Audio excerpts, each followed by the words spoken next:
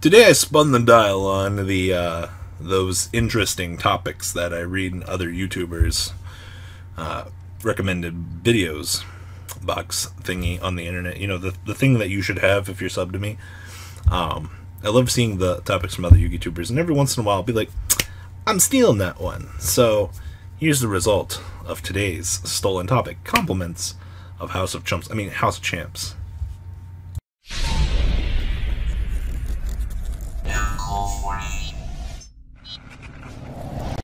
I saw that John had made an interesting video topic today. Now, I haven't watched his video, but I'm only going to make this video on the concept of the topic. Yeah, John. Sorry, buddy. I'm stealing your topic.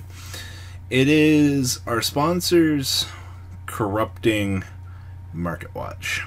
And I love that people think this. So, I'm Cement Robbie today. I had to think about that for a minute. I'm the piece that holds this channel together. Like your essential ingredient, you know. Without me, everything would be shitty. So, as per Cement Robbie, appreciate the fact that we're holding this mess together. We're doing our best.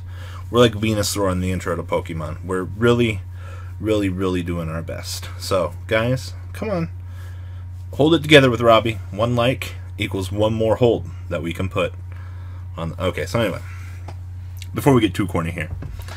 Alright, so let's take a look here at why people think this. For some other reason, if a YouTuber is promoting a store, we will use, for this example, we'll use Yugioh Mint. So, if Yugioh Mint comes to me and they're like, hey, you know, we have this, we want to promote this. And I'm like, okay, you know, that's cool, you know. Or, you know, if they're like, hey, you know, show off that we have prices cheaper than TCG Player. And I'm like, okay, absolutely, sure. And then I showcase it and like, oh, well, you know, these prices are cheaper than this on TCG Player. And then on the flip side, you'll have some things that aren't cheaper than TCG Player. But you have to make up your mind that if you want to pick up everything from one place or if you want multiple packages. Now, with stores reaching out to YouTubers and working with these YouTubers, stores want reputations. Stores attach themselves to either positive personalities, neutral personalities, or a personality that they find is going to be appropriate for their general sense, what they're trying to do. And if you are helping them promote and educate player bases that there are other places out there besides eBay, TCG Player, and other stores out there, you know, that's the thing. You're helping them promote things. And I really find it hilarious when people are like, oh, well, you're not doing these other stores a service. Education, education, education, education. This is why I love doing MarketWatch segments. So, if you notice between me and John's MarketWatches, each of us has our own strong suit. And I like to go at a much faster pace, just cram in as much as we can get in. And, you know, there might be a sponsored message before the video. It's like, hey, you know, check out so-and-so today. You know, Yugioh Mint's got this at this. If you're looking to pick this up, you know, you have an excellent example ahead of you. You know, check them out.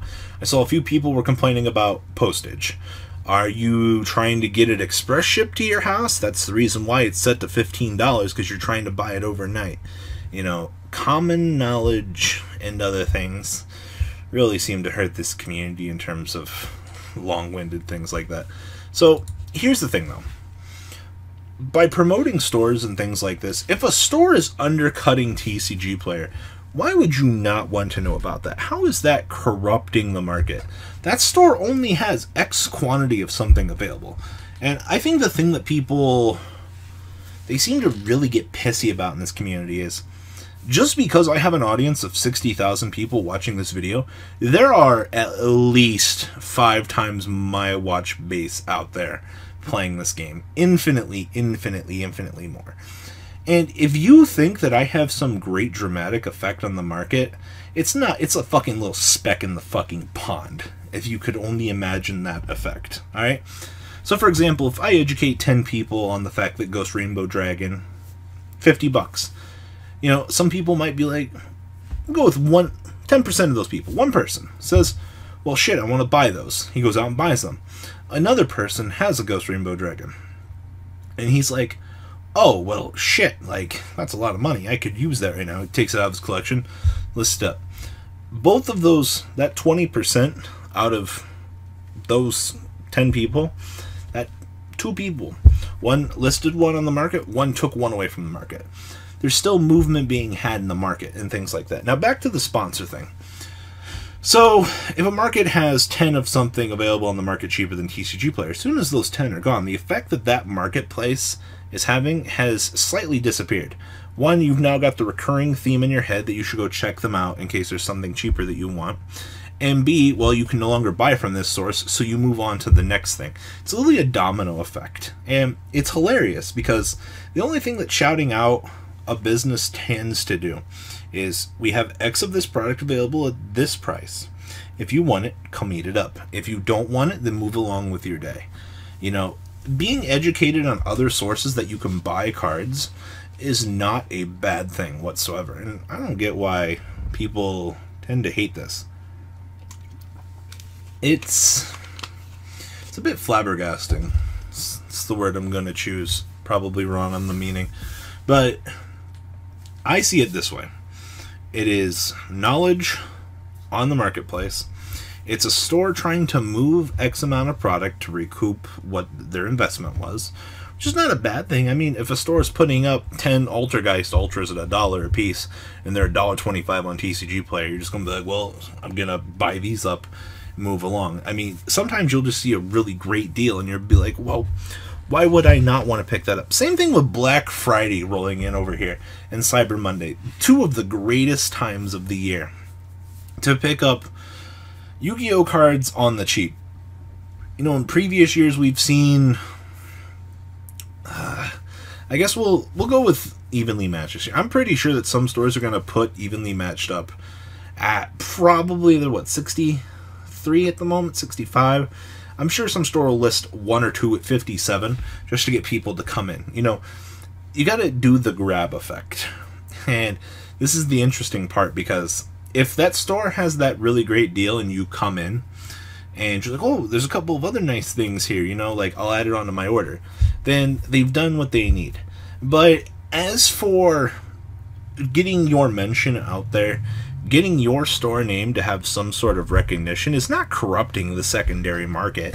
You know, it's that the only thing it's doing is preventing you from knowing some secret source.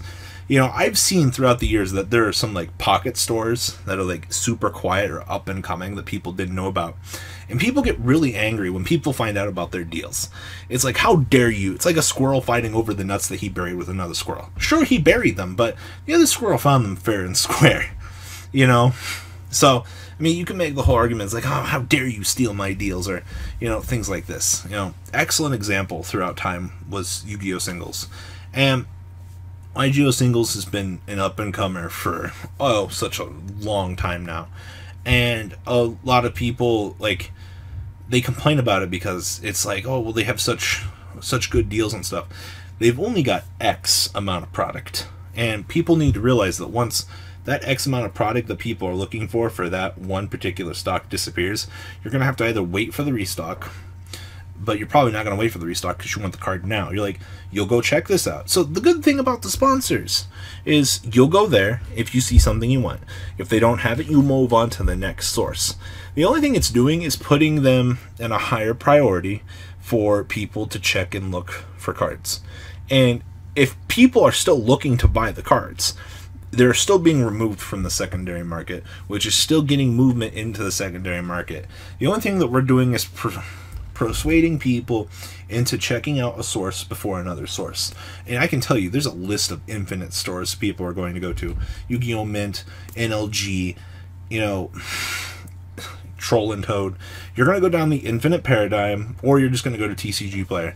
You know, when you go to TCG Player, if you recognize one of these other names, you know, on the list of people that are selling, you'll be like, oh, well, shit, like, I recognize that store, I'll just buy it from them because they're reputable. you know, building reputable reputations and communities. I don't see what the everlasting wrong effect with this is. I think that stores building relationships with players and YouTube channels is very good because they reflect on each other. It's very good because it's like, oh, hey, you know, like, if I'm wearing my NLG t-shirt when I'm playing Yugioh, it's like, huh, wow, it's like he's helping them out, or that he's working with them. These polished connections. Sometimes I just think people like to have things to complain about. It's like, well, this doesn't fucking make sense, or like, how dare you give us a discount code and you don't have that card in stock anymore? Or it's like, how, like, you're mad at yourself for showing up 12 hours too late when you find out about the deal, and then you're just like, well, fuck this shit, I'm not in the mood for this. Like, maybe I'm wrong, maybe I'm not, but for the most part, I don't think, to answer the question, I don't think the sponsors are ruining the secondary market. I think people are becoming more educated. It's not hurting X amount of the little sellers. I can tell you that. The products that little sellers are moving, these new up-and-coming TCG player stores, they're still moving the product. You know, by allocating a few sales away from them, it's helping out the other ones that you can consistently rely on. You know, the big-name stores. You know, Ideal 808's a household name by this point in time. And, you know, if Ideal 808 has that pre-sale up for $4 more than it is, you still know people are going to buy it because you're building that reputation. And I mean, Ideal 808's done it. It's big. It's really reputable at this point. But that's all I got for you guys. What do you guys think? Do you think that these secondary markets, these communities, these stores, or they're hurting the secondary community, the secondary market? Rabble. I think this is a joke of a topic, honestly.